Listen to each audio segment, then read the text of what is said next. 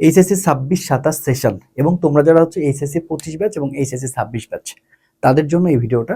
রাজশাহী বিশ্ববিদ্যালয়ের প্রস্তুতি তুমি কিভাবে নিবা, অন্তত ফিজিক্স প্রস্তুতি তুমি কিভাবে নিবা, কারণ রাজশাহী বিশ্ববিদ্যালয়ের ফিজিক্স এটা কিন্তু আসলে কম্পালসরি পার্ট। ওকে, তো এখানে তোমাকে টাচ করতে হবে এবং এখান থেকে তুমি কয়টা প্রশ্ন দাগাবা, কোন কোন জায়গা থেকে পড়বা, কিভাবে পড়বা, একেবারে এ টু জেড আলোচনা করব। অর্থাৎ ফিজিক্সের প্রস্তুতির জন্য তোমার রোড ম্যাপ কেমন হওয়া উচিত এবং 3 মাসে তুমি একটা কমপ্লিট রোড ম্যাপ পেতে চলেছ।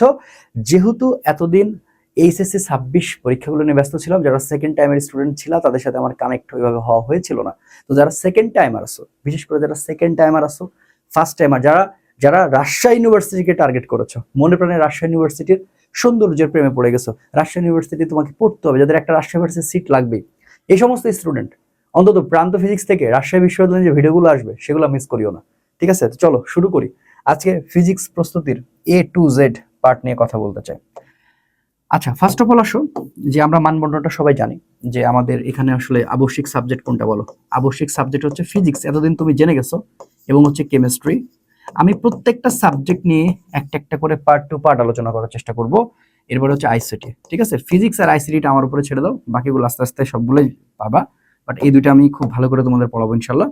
আচ্ছা, এবার আসো, অপশন হচ্ছে বায়ো, এবং হচ্ছে অপশন হচ্ছে কি বায়ো প্লাস ম্যাথ, এবং হচ্ছে ম্যাথ।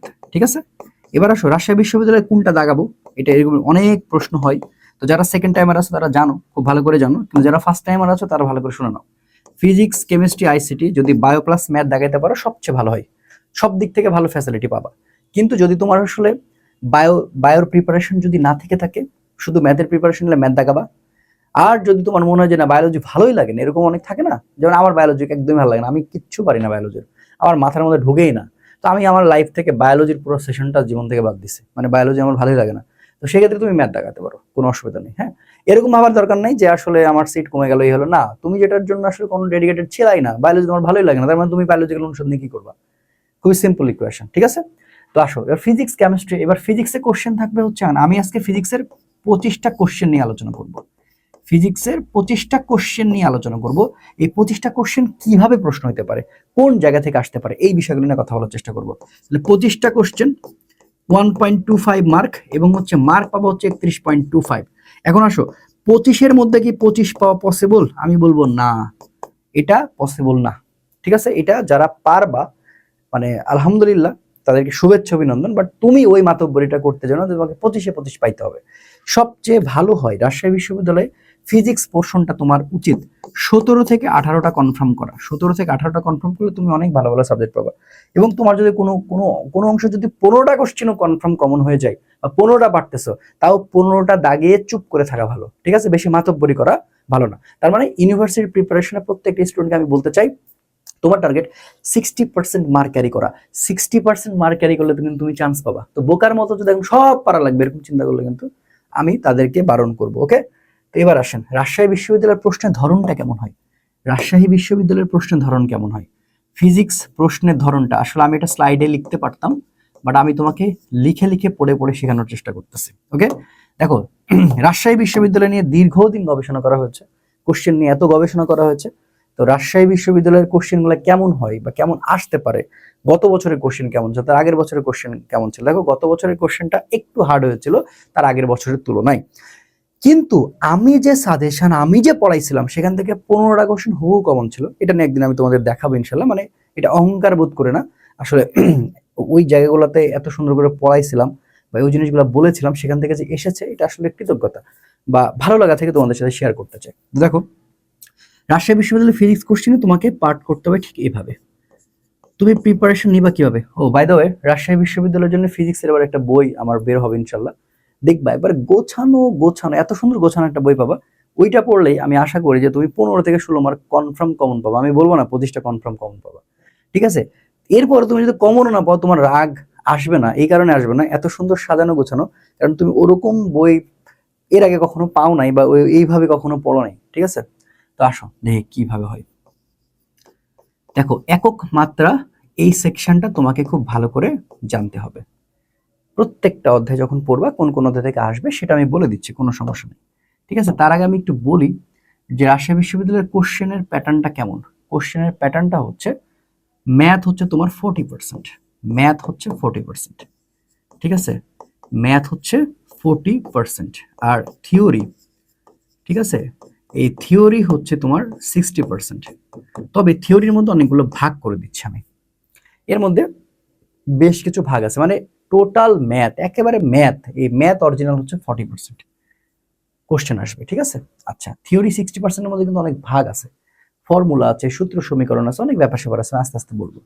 আচ্ছা, এবার দেখো, এবার তোমাকে থিওরি সম্পর্কে খুব ভালো ধারণা রাখতে হবে, এবং থিওরি নিয়ে আলাদা করে ক্লাস কে নিয়েছে ইউটিউবে সার্চ দিলে তুমি আমার নামটা পাবে ইনশাল্লাহ, ঠিক আছে। দেখো থিওরি, এই থিওরি আলাদা করে তোমাকে পড়তে হবে। এবার প্রত্যেকটা সাবজেক্টের মানে অধ্যায়ের সূত্র এবং সমীকরণ কনভারসেশন তোমারকে খুব পাকা হওয়া লাগবে, তুমি এখান থেকে পাবা। এবং দেখো আরেকটা পার্ট, সেটা হচ্ছে লেখচিত্র, এই লেখচিত্র থেকে কিন্তু কোশ্চেন আসে, ওকে। এরপরে আসো সম্পর্ক বা অনুপাতের ম্যাথ, সম্পর্ক বা অনুপাতের ম্যাথ, এগুলো সব ভাগ করে দিব আমি, ভয় পাওয়ার কোনো কারণ নাই কিন্তু, হ্যাঁ। এরপরে সংখ্যাগত মান, সংখ্যাগত কিছু মান রয়েছে। এরপরে আলাদা করে দুইটা অধ্যায় তোমাকে ভাগ করে নিতে হচ্ছে, বর্তনী আর এটা হচ্ছে সেমিকন্ডাক্টর, সেমিকন্ডাক্টর এবং ইলেকট্রনিক্স, সেমিকন্ডাক্টর এবং ইলেকট্রনিক্স। আচ্ছা, সংক্ষেপে লিখলাম, দেখো ভালো করে বোঝো আমি কিভাবে ভাগ করে দিচ্ছি। একক মাত্রা থিওরি পড়া লাগবে, সূত্র সমীকরণ জানা লাগবে, লেখচিত্র জানা লাগবে, এরপরে সম্পর্ক বা অনুপাতের ম্যাথ আছে, এবার আলাদা করে ম্যাথ, ঠিক আছে। এখন এই ম্যাথ পড়তে যে কি অনেক হ্যান্ড ক্যালকুলেশন জানা দরকার, আমরা তো হ্যান্ড ক্যালকুলেশন লাগবে, এই লাগবে ওই লাগবে, একবারে মানে পুরো ফাটাই দেই, ঠিক আছে। এত হ্যান্ড ক্যালকুলেশন আসলে না হলে কোনো অসুবিধা নেই, কারণ যে ম্যাথগুলো থাকবে, ঠিক আছে, সেই ম্যাথগুলোর মধ্যে তুমি এমনি অনায়াসে দেখবা 7-8টা এমনি পারতেছো, যেগুলো পারবা না পারবে না, বুঝতে পারছো। তাহলে এখন দেখো ভাগটা বুঝছো, যে এই যে দেখো ঠিক এইভাবে, হ্যাঁ, এইভাবে তোমাকে ভাগ করে পড়তে হবে প্রত্যেকটা অধ্যায়ের জন্য। ইউনিভার্সিটি প্রিপারেশনটা আসলে এরকম, এই জন্য আমার বেশি ভালো লাগে যে এইভাবে আলাদা আলাদা করে পাঠ করতে হবে, ওকে। আচ্ছা, এবার তাহলে এখন খেয়াল করে দেখো যে এই যে একক মাত্রা, থিওরি, সূত্র সমীকরণ, লেখচিত্র, সম্পর্ক অনুপাতের ম্যাথ, সংখ্যাগত মান মানে মুখস্থ কিছু মান রয়েছে, বর্তনী আলাদা করে তোমাকে দেখতে হবে, কারণ রাবিতে বর্তনী থেকে কোশ্চেন খুব হয়, ঠিক আছে। এরপরে সেমিকন্ডাক্টর ইলেকট্রনিক্স থেকে যে গেট গুলো আছে বা সংখ্যা পদ্ধতি, মোটামুটি তুমি বলতে পারো যে আসবেই, এবং টাইপ ম্যাথ এটা কিন্তু আলাদা, ঠিক আছে। আচ্ছা, এবার যদি তুমি ওভারঅল একটা ইয়ে করতে চাও যে ভাইয়া ম্যাথ গুলো কই থেকে আসে, আচ্ছা, তাহলে এখন দেখো যে ম্যাথ গুলো যদি আমি একবারে প্রথম থেকে শুরু করি, ধরো ভেক্টর, ভেক্টর থেকে কিন্তু টাইপ ম্যাথ গুলো তোমাকে আলাদা করে বের করতে হবে। যেমন কোনগুলা, যেমন হচ্ছে যে সবচেয়ে গুরুত্বপূর্ণ এখানে হচ্ছে ডাইভারজেন্স, মানে এইভাবে তোমাকে আমি অ্যানালাইসিস করে করে জাস্ট একটা আমি তোমাকে দেখাচ্ছি, মানে type math, original type math, ঠিক আছে। যেমন ডাইভারজেন্স আসে, তারপর হচ্ছে ডট ও ক্রস গুণন, ডট ও ক্রস গুণন তুমি একটু মিলায় নাও তাহলে আমার সাথে মিলে যাবে। তারপরে দেখো হচ্ছে যে তোমার আরেকটা কি আসে, লব্ধি রিলেটেড আসে, ঠিক আছে। এরপরে লম্ব অভিক্ষেপ, লম্ব অভিক্ষেপ, হ্যাঁ। এইভাবে যেগুলো টাইপ ম্যাথ গুলো আছে, এই টাইপ গুলো বেশি বেশি থাকবে। এখন দেখো যে কোশ্চেনের মান বন্টনটা যদি আমি একটু তোমাকে আলাদা করে শেখাই দিই, যেমন একক মাত্রা থেকে কোশ্চেন আসতে পারে 1 অথবা 2, বুঝছো। এরপরে সূত্র সমীকরণ, এই সূত্র এবং সমীকরণ, বিভিন্ন সূত্র সমীকরণ থেকে কনভারসেশনটা দিতে পারে 3 থেকে 4টা, ঠিক আছে। লেখচিত্র গতবার কিন্তু এসেছে, লেখচিত্র থেকে তুমি 1 থেকে 2টা ধরে রাখতে পারো।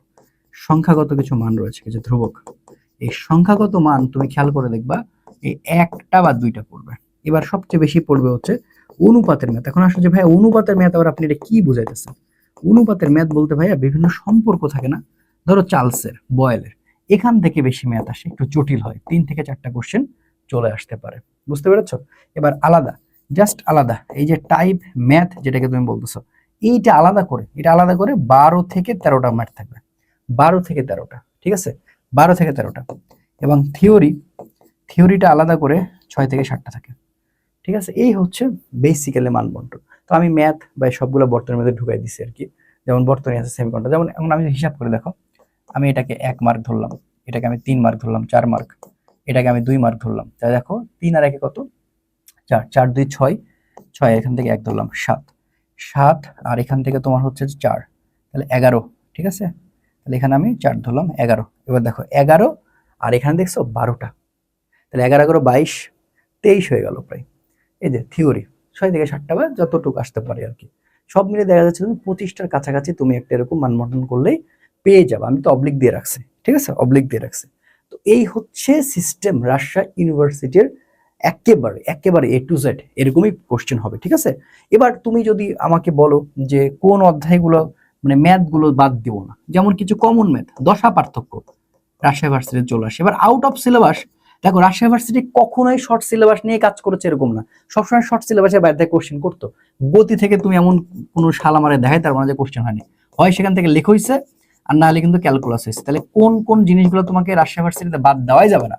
দশা পার্থক্য, লেখচিত্র, ক্যালকুলাস, এরপর হচ্ছে যে সেমিকন্ডাক্টর থেকে তো বাদ দেওয়াই যাবে না, সেটা হচ্ছে সংখ্যা পদ্ধতি অথবা গেট, অথবা গেট মানে একটা না একটা চলে আসছে, সংখ্যা পদ্ধতি অথবা গেট একটা না একটা চলে আসছে, ঠিক আছে। আচ্ছা, এরপরে তুমি আর আর কোনটা, যেমন বর্তনী, বর্তনীটা তোমার বাদ দেওয়া যাবে না। এরপর দেখো ইয়ং এর গুণাঙ্ক ম্যাথ যদি আসে, এখান থেকে একটা ইয়ং এর গুণাঙ্ক রিলেটেড ম্যাথ চলে আসে, ইয়ং এর গুণাঙ্ক রিলেটেড ম্যাথ দিয়ে দেয়, বুঝছো। এরপর হচ্ছে ইয়ং এর দ্বিচিড়, এখান থেকে একটা ভালো ম্যাথ আসে, ইয়ং দ্বিচিড়। তো এই যে এই সংক্রান্ত যে বিষয়গুলো রয়েছে এইগুলা কিন্তু খুব সুন্দর করে পড়তে হবে। আমি আরো সুন্দর একটা রোড ম্যাপ করে দেবো। আজকে জাস্ট আমি তোমাকে একটা ধারণা দিলাম যে দেখো থিওরি থেকে কোশ্চেন, আর এখানে কিন্তু বহুপদী সমপদী সুযোগ কোশ্চেন নাই যে ভয় পাওয়ার কোনো কারণ আছে। প্রচুর পরিমাণে সূত্র সমীকরণ, প্রচুর পরিমাণে ছোট ছোট ম্যাথ, প্রচুর পরিমাণে এইভাবে সাজিয়ে গুজে। তো রাজশাহী ইউনিভার্সিটির জন্য আমি যে বইটা নিয়ে আসতেছি, জাস্ট মাথা নষ্ট করা বই হবে ইনশাল্লাহ, দেখে নিও। যে সেটা হচ্ছে যে আরইউ এর জন্য যে টার্গেট করে একেবারে টাইপ করে করে এরকম সুন্দর করে তোমাকে সাজিয়ে গুছিয়ে একটা বই তৈরি করে দিচ্ছি ইনশাল্লাহ, ঠিক আছে। তো তুমি আমাদের সাথে ভার্সিটি ইউনিটের প্রস্তুতিটা অবশ্যই আমাদের সাথে নিতে পারো, এবং আমি ছোট করে একটু আমাদের প্রচারণাটা দিয়ে দিচ্ছি।